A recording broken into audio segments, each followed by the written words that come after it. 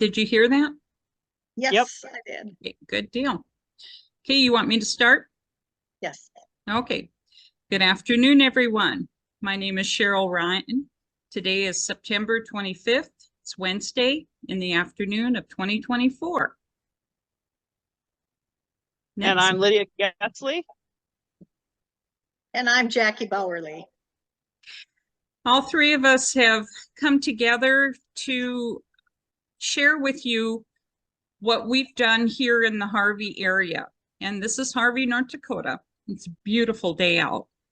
How we got started with all of this was I was working with the Chamber of City of Harvey Area City Chamber, and an individual came to me and said, there's things that's going on that's not right, and I don't feel like I have a voice.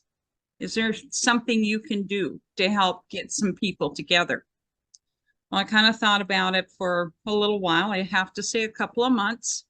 Had another individual come to me and say, there's stuff going on. We've got to get this out to the people. And that's how we formed. We started in January of this year, 2024. Very first meeting, I was like, okay, here. Got some people together. We had 9 people attend, and we talked about things, what we saw was happening in our city and in the county. I asked the question at the end, is this something that you want to continue on? And it was a unanimous yes, we want to go. So we have been meeting every week, Tuesday night at 7 p.m. We have found a place that we can meet.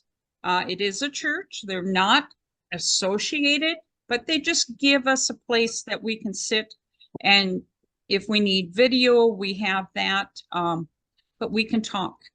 And we came up with a platform. We came up with a mission statement stating that we want less government, we want transparency, and we want a voice.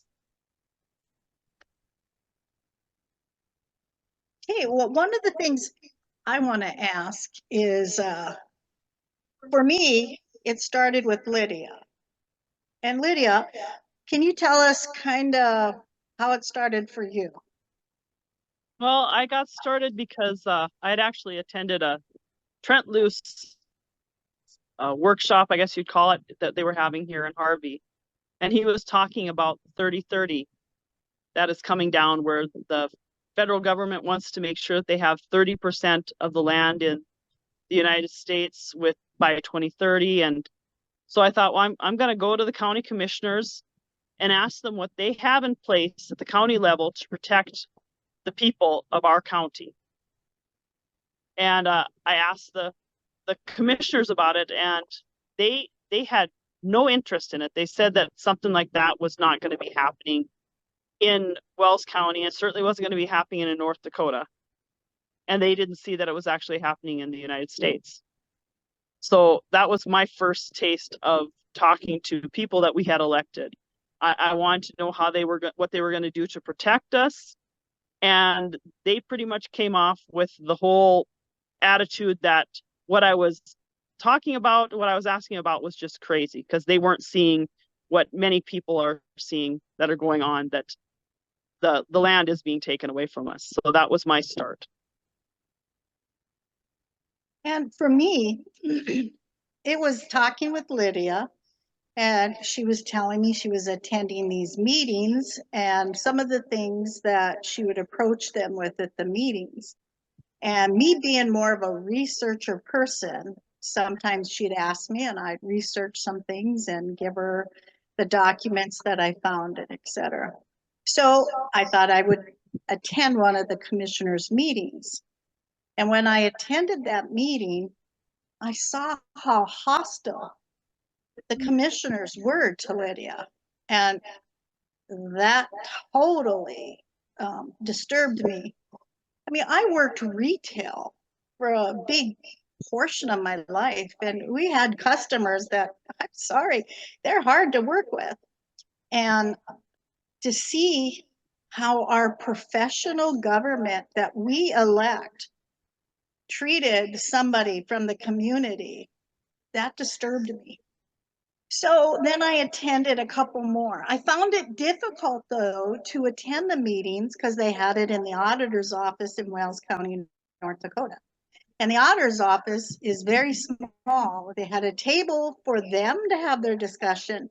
But if you were attending their meetings, you had to stand the whole time behind a tall counter.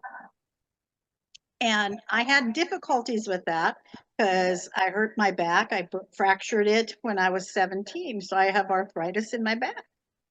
And 4 hours of that, I go home, I'd be crippled the rest of the day because of the fact I stood that many hours. And so that began me to start researching. First of all, can they have this? It's supposed to be accessible to people with disabilities, and not just ones that have intellectual disability, but people with physical disabilities.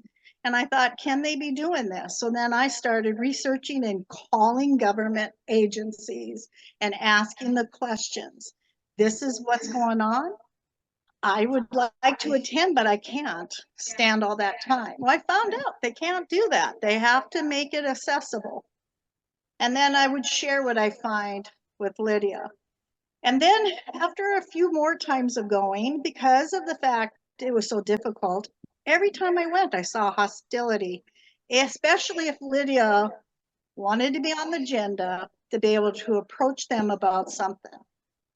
And I didn't always like some of the conversations that they casually have, even though you're listening, that it was kind of like not always appropriate about people maybe just was in there giving them, asking for their help in a certain area, and then how they talked about it after the person left. So Lydia came to me and said, do you know anyone that can help us get people interested? We need to get into our government. And I thought, well, that's true. I'm sure a lot of us have busy days, busy schedules. And first one came to my mind because of District 14 was Cheryl. And Lydia, being the go-getter that she is, she contacted Cheryl. And I don't know how your conversation went, but the next thing I know, Cheryl did the thing she explained and organized this meeting. So that's how it was for me.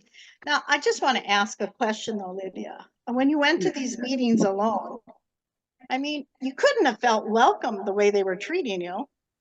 No, they made you feel like you were burdening them with even showing up because they had what they wanted to talk about.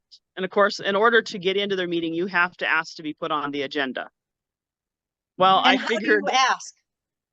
calling the auditor's office, and you asked to be put on there, but I got to the point where it's like, why should I be asking? Because they actually work for us. So I started to call and say, I will be on the agenda, and this is what I'll be talking about. And the reason you became kind of forceful was because of the way they responded to you all the time. Yeah. Is that not correct? Yes, it is. That's correct.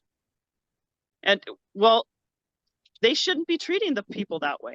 We did elect them, sure, but that didn't mean that we elect them to be over the top of us. They're supposed to be sitting in those positions as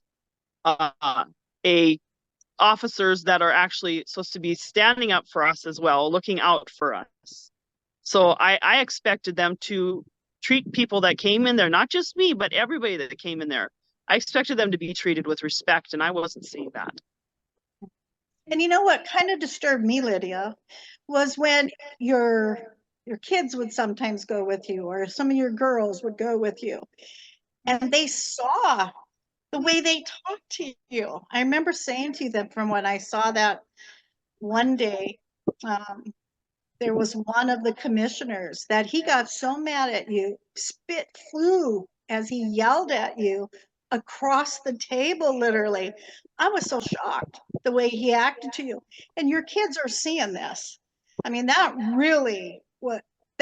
kind of pushed me to say, you know what, this has to be dealt with, you know.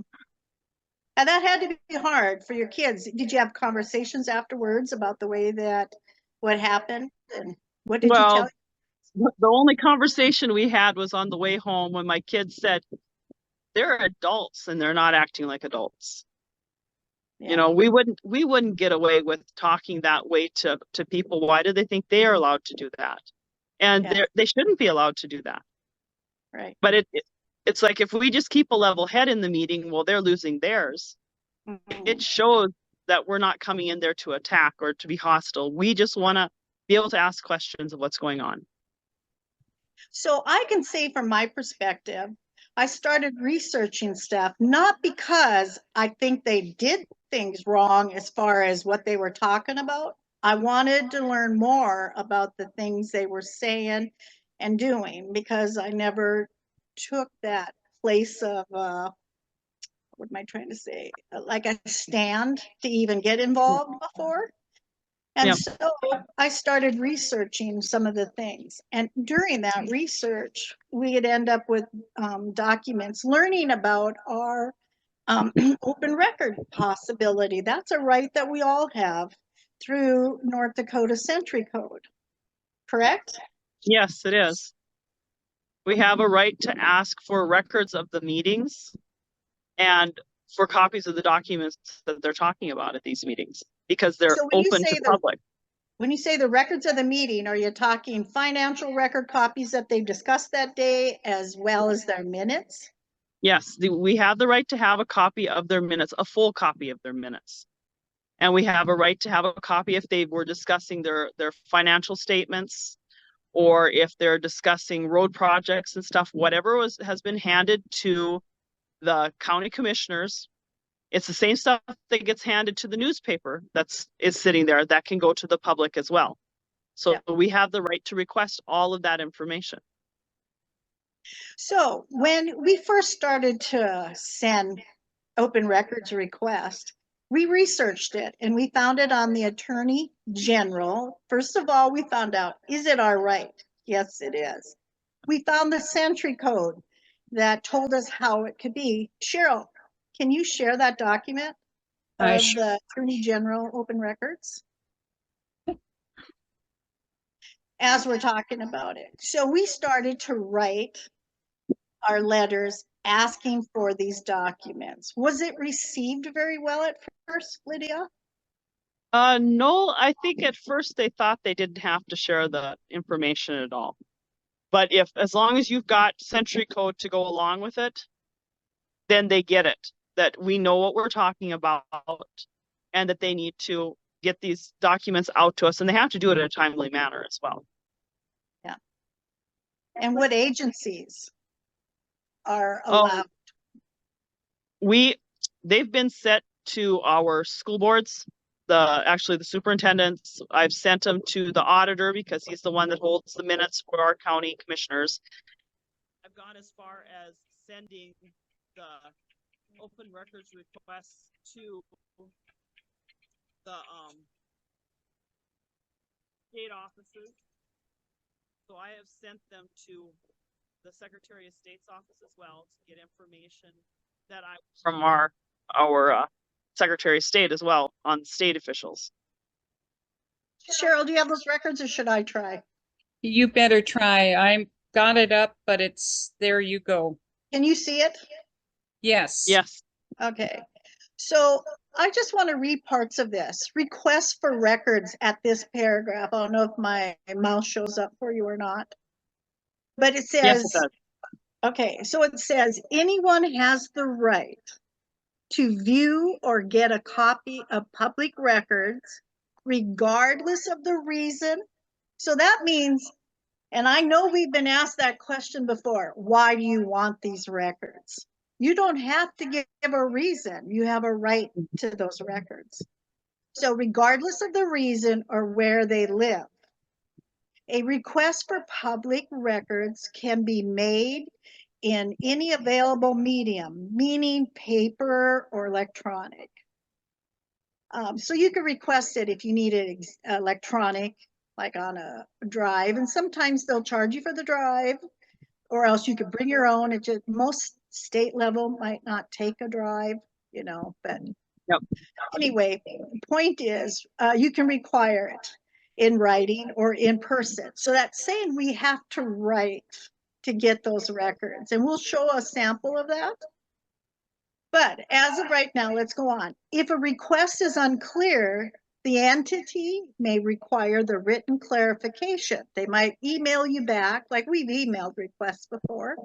Yeah. And they'll email us back and say, I'm not real sure what it is you're asking for. And then we have to reword it. And hopefully between the two of you can come to conclusion.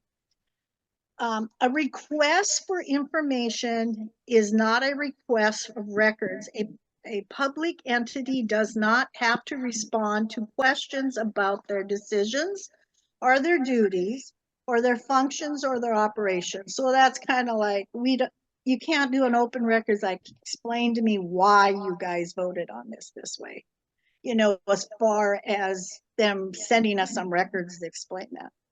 But if we know what records they use for their decision, we can request those records and dispute it by getting on the agenda or something. The public entity must respond to an open record request within a reasonable amount of time, either by providing the record or explaining the legal authority for denying it. There are century codes and certain things that are protected that have to either be redacted or they're protected to not even send it all. And that would be with employees' private information or students' private information. Any public entity, they may deny access to or a copy of a record for which they are a specific statute only.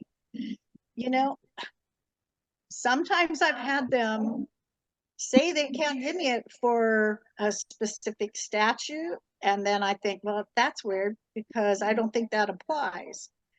And we'll get into this later, but you can send, if you don't think that what they're telling you is truthful or they may not understand it like you do, you can always get an attorney general written opinion. You just send your correspondence, their correspondence, and say, I need an opinion. Do I have a right to this record or not? And the attorney general then will write an opinion and it gets posted on his site. And if you have a right to that, he'll pursue getting it for you because they have to be compliant because it's the law in North Dakota. So if you're from another state, I would start out by checking what your open record laws are. We found this on the Attorney General site. It's his guide, and that's how we did this. They can charge. The first hour in North Dakota of finding the records is supposed to be free. After that, if it takes them that long, then it's 25 cents per page. And then if it takes longer than that, we're talking $25 an hour. Now, you need to be careful and understand this because it shouldn't. If they are organized, which they have to be, it shouldn't take them. We've received somebody saying it could take $500 to get these records. That's not true. That could be in violation, and you can send that to the Attorney General for an opinion also.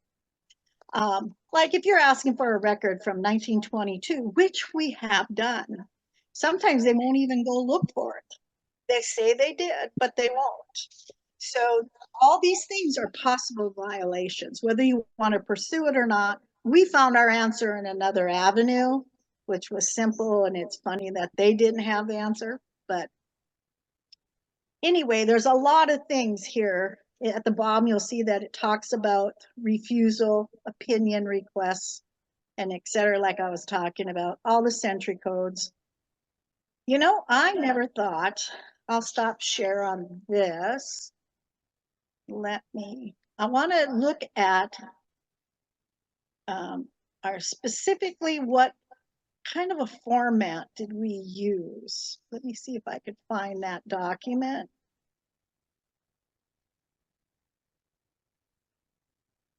All right, I found it. Let me see if I can share it.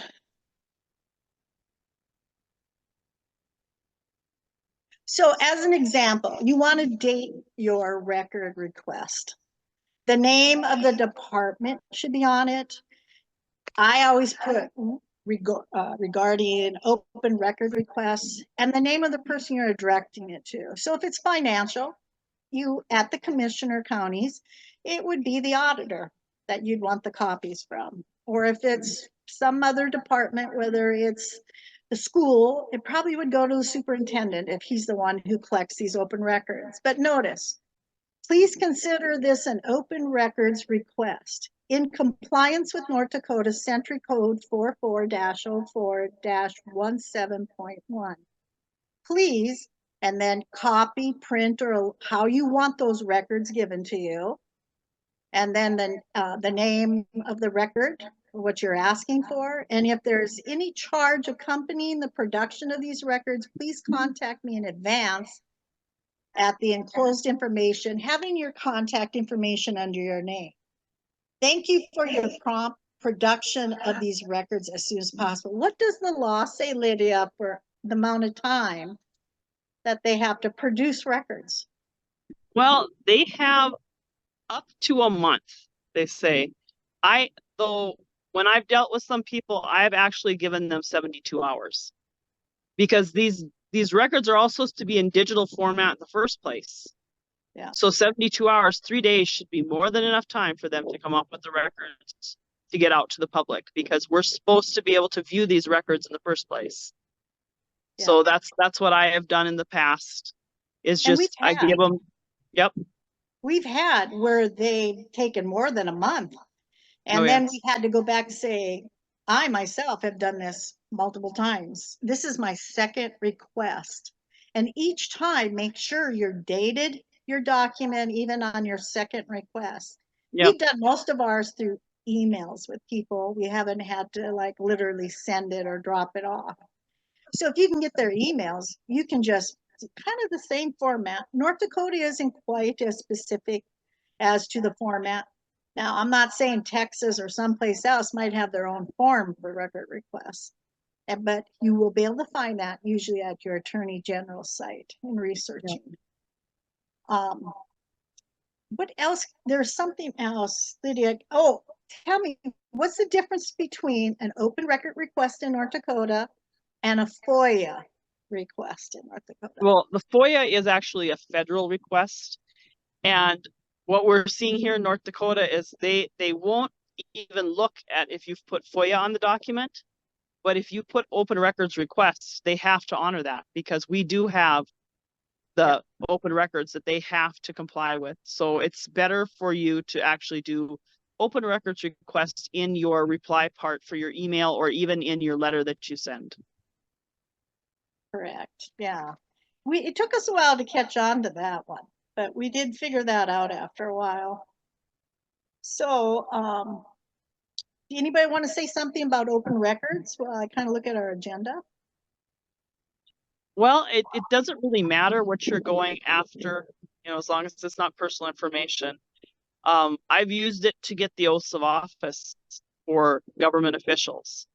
I've used it to get minutes when I noticed that the minutes still haven't been published on a website for a meeting that's been held several months in the past. And I would assume they should be up there within a month of the meeting, and they haven't been posted. So I will actually send them an email and ask for the records of the minutes of a meeting that was not posted yet. So you can do it that way too.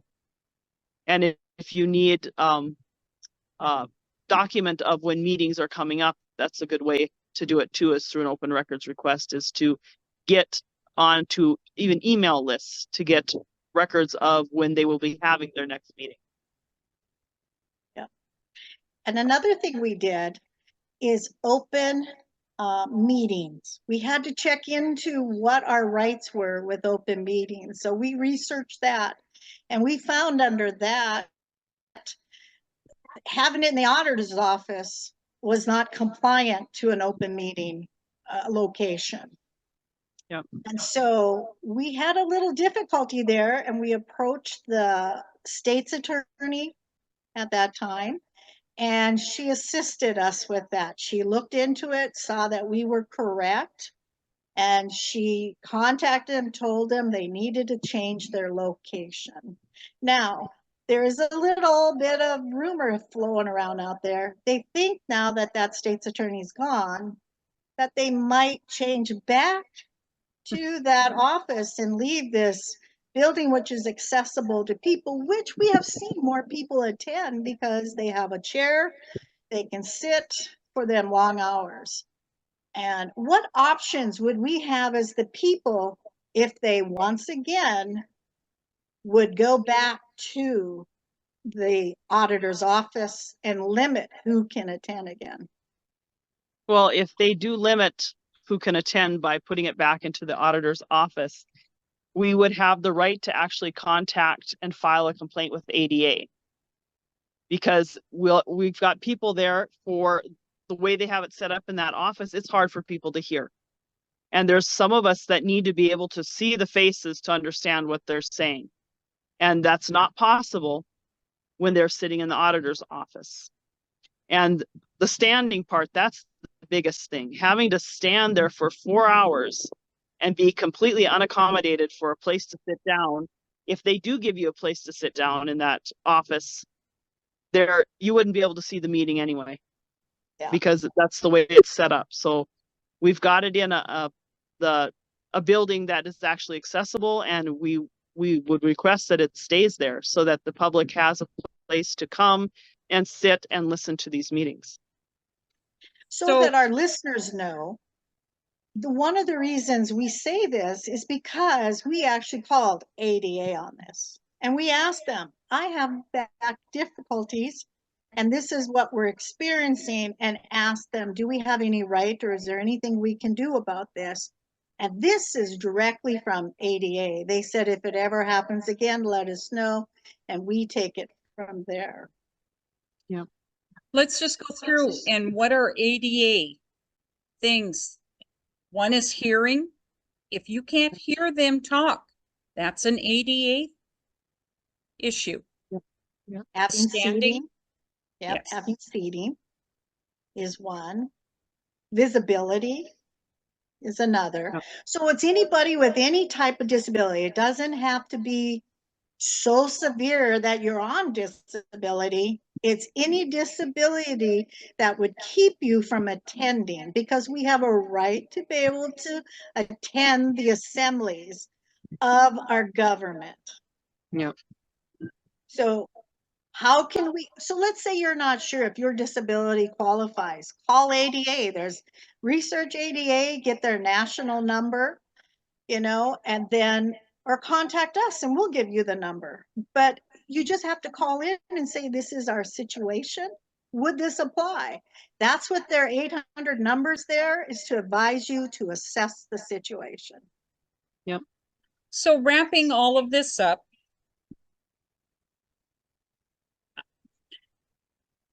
the number one issue that people came to me was they felt that they didn't have a voice.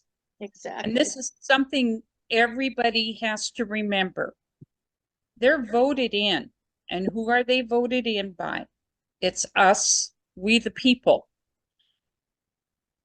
They don't serve themselves or we serve them. They're supposed to serve us, we the people. They're our voice in government and not special interests or anything like that.